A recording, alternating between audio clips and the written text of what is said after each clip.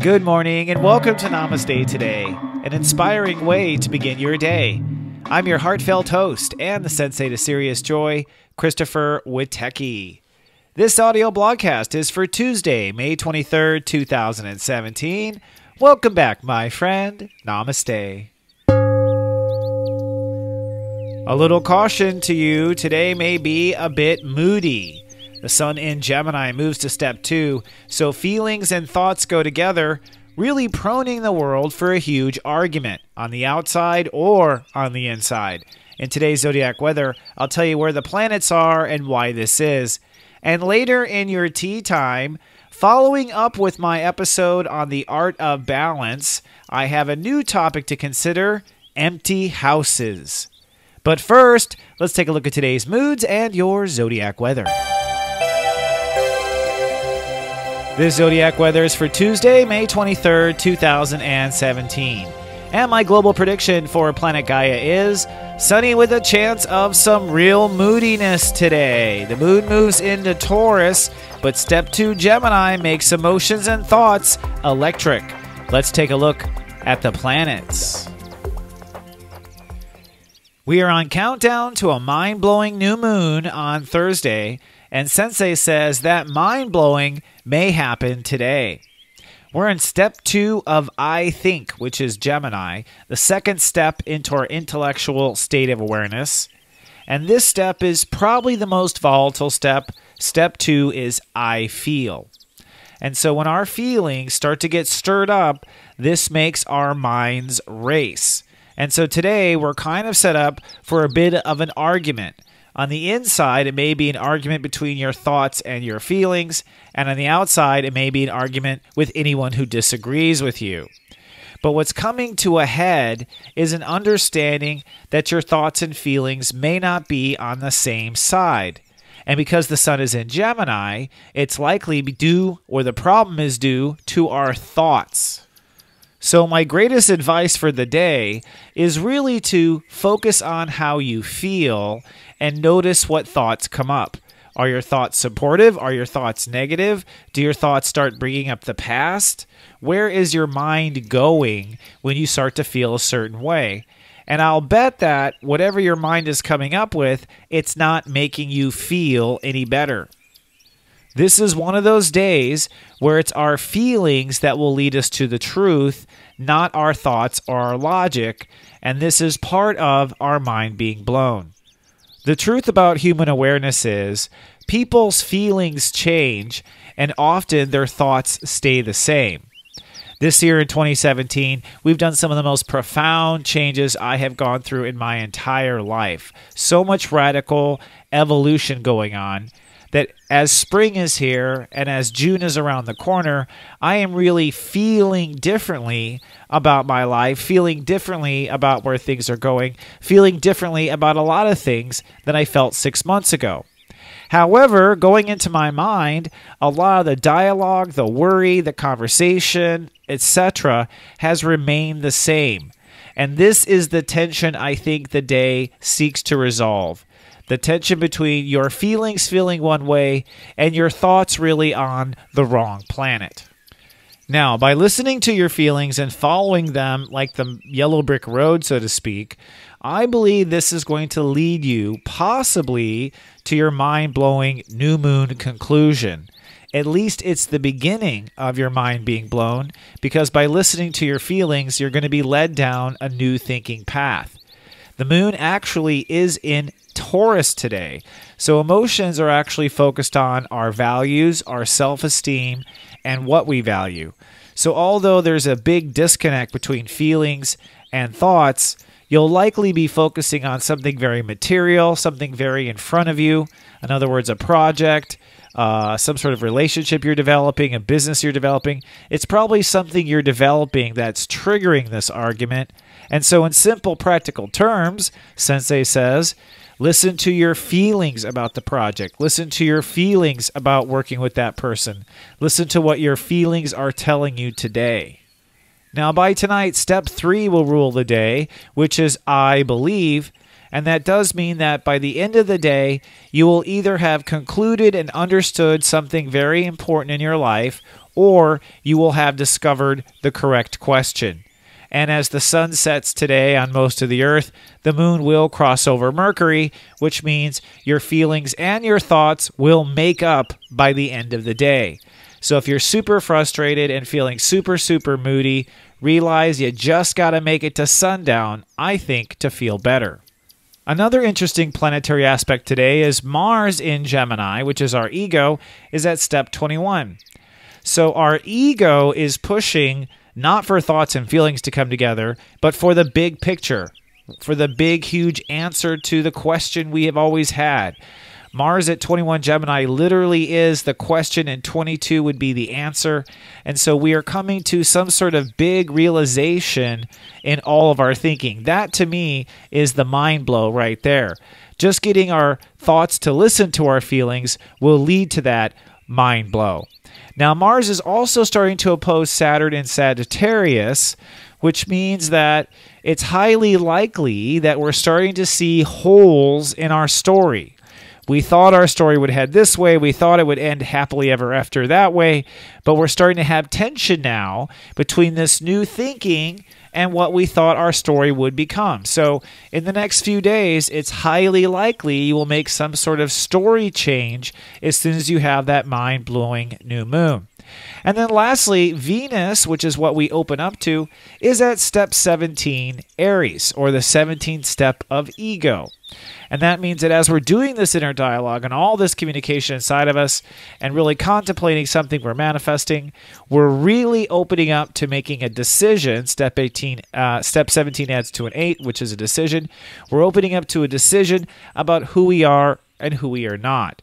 Of course, we've been working on who we are all year long, but as Venus climbs the degrees and heads toward Uranus, we are slowly opening up to who we are and what this all means. So today is a great day to get things off your chest, to talk to someone, to connect, to be able to have an exchange of feelings and ideas so you can be really clear on what your feelings are telling you and really clear about where your mind may be misleading you. And any time between today and Thursday, I am predicting somewhere your mind is going to be blown. Now, that said, I want to help you and continue with our work in the art of spiritual balance. So go steep yourself some tea and let's have our daily tea time.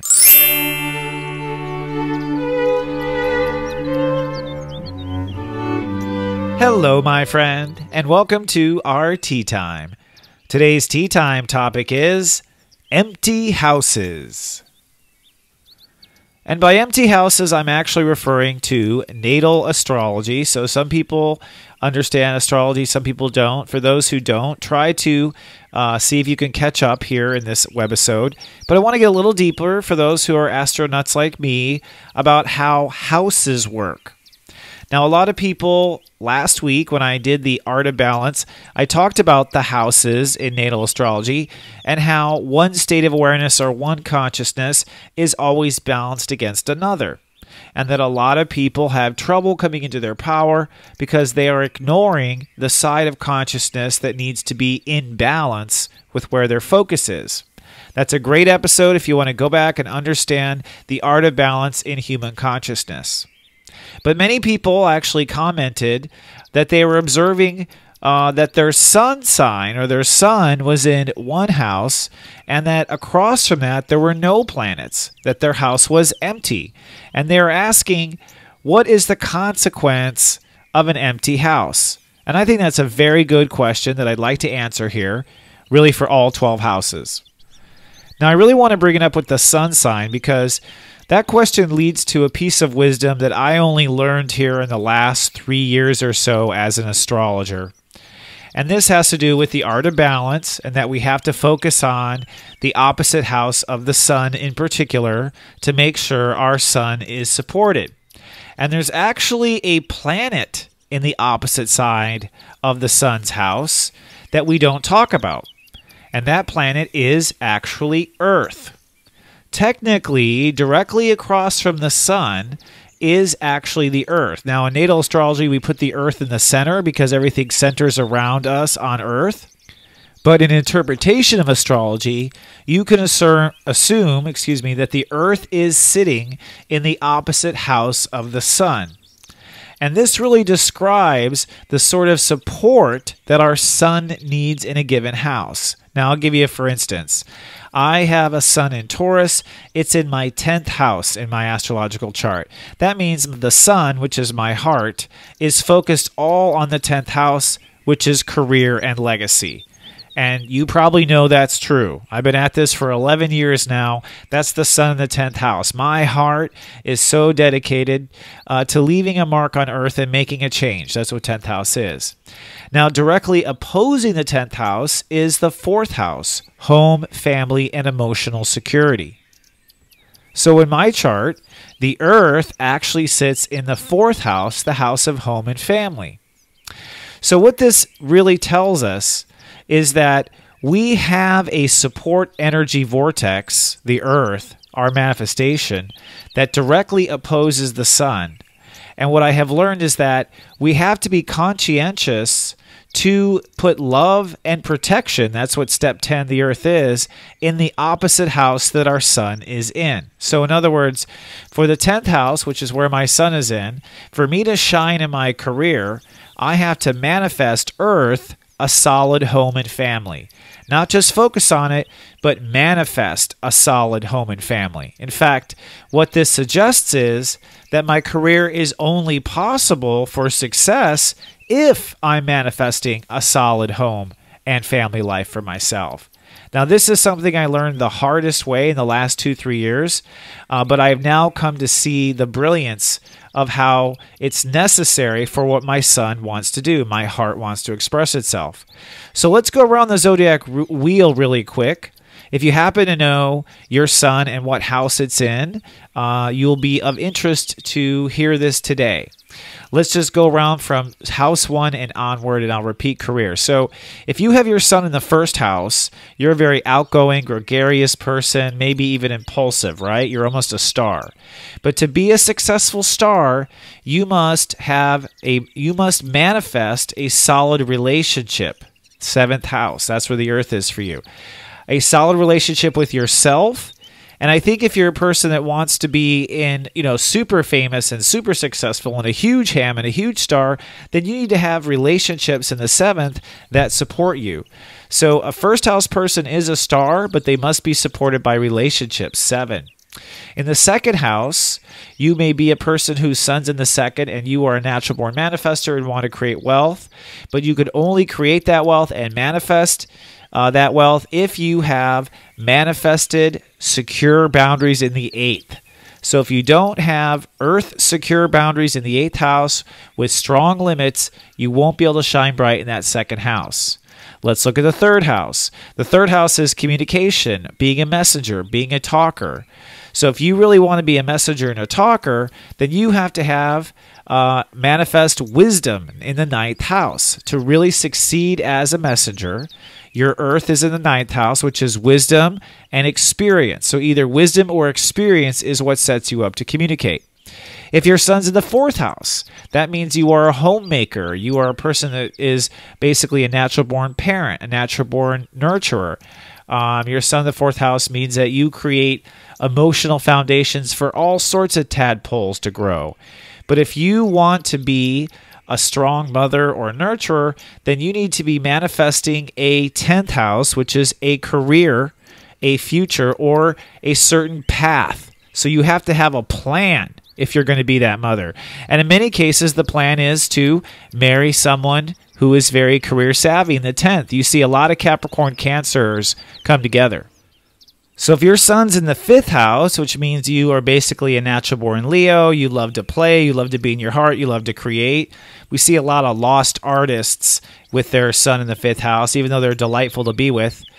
Well, if you're going to be successful in that creativity, you need to manifest something solid in the 11th, which is society, which means you must have something to hold on to in society in which to build that creative bridge. You need some sort of connection, basically, in the world for that art to really thrive or that creativity to thrive. If your son's in the 6th house and you're like a gym coach or a life coach or a teacher or a vocational person, you can only handle that moment-to-moment reality if you manifest solid faith. That's what the 12th house is. The opposite is faith. So you must manifest faith. Manifest faith means you actually go to church, which is, I think, why a lot of people actually who, we have, it's a cliche that the plumber and like all of the people who serve others, you see them at church. I don't know. I think if you're going to serve humankind in reality day to day, you must have a solid faith in the 12th. Now, for people who are relationship experts, they have their sun in the 7th. This is interesting to me, too. You see sun in the 7th are like natural-born wives or husbands. They're always supporting others. They quite often are in the business of relationships themselves, so they are like a natural-born Libra. What they must have to succeed, though, is actually a strong manifested ego. That's what the 1st house is. So in order to thrive in relationships, you need a strong enough ego to hold yourself together and keep yourself from getting lost in the power confusions of the relationship. So I see a lot of people in the 7th who don't manifest a strong will and ego and always go along with others. People have the sun in the 8th house. These are people who kind of hide from the world. They like to work in the back scenes of things. They don't want to necessarily be seen in the front of the store, so to speak. They are all based on trust, and they end up helping a lot of people because when people come in their realm, they help people change the way they feel about boundaries and where boundaries should be drawn. And these people often have a hard time being known because they hide. And as a result, they have a hard time finding their value. Well, if you're going to have your sun in the 8th and live in this occult realm, then you have to manifest some solid values, which is the 2nd house. Solid values would be that you always go to work, or you always do this, or you always do that, that you can always be counted on for certain things in life. That allows you to live in the shadows. Sun in the 9th house, these are teachers, okay? People who have wisdom, people who study, people who have seen the world and want to share the world. But if you're going to really share and teach in the sun in the 9th house, then you need to manifest some solid communication skills in the 3rd. So Earth falls in the 3rd if your sun's in the 9th. I already did this for me, but sun in the 10th, if you want to have a powerful career, if you want to go somewhere, leave your name behind, if you want to be a parent, a good parent, as in raising children, then you need to manifest Earth a solid home life, a solid emotional support network in the 4th house, and a good foundation for your self-nurturing. Now, if your sun is in the 11th house, which means you're here to be popular and you want to be known and you're going to show everybody how great things are or how great things can be. So basically some sort of a politician or person that works in marketing in the world. To succeed in the world, you must manifest Earth, solid creative ideas in the 5th. In other words, you must really have things that your heart wants specifically, your own personal heart, for you to really shine in the world. And I know why. It's because being popular does not mean you get along with everyone. It means that you have something interesting that everyone is interested in. And then finally, sun in the 12th house. These are people who want to live with Holy Spirit. They don't want to really connect to the world. They want to connect to the astral plane. These are very withdrawn people. And these are people who are working on their karma over a lifetime. For you to be able to spend your life with God, you need to manifest a solid day-to-day routine. That's Earth in the 6th house. You must love and trust a routine, come up with a routine. And when we say Earth solid, we mean make a lifestyle out of it. So for all of these houses, wherever I said manifest solid, we're talking about a lifestyle, something you do every day like push-ups or go to sleep. Okay, that's what Earth is. And it's this lifestyle that counterbalances where our heart, the sun, wants to shine. All right, my friends, speaking of shining, I hope that helps you shine. I'll be back tomorrow with more. Until then, remember I love you, and live, love, be.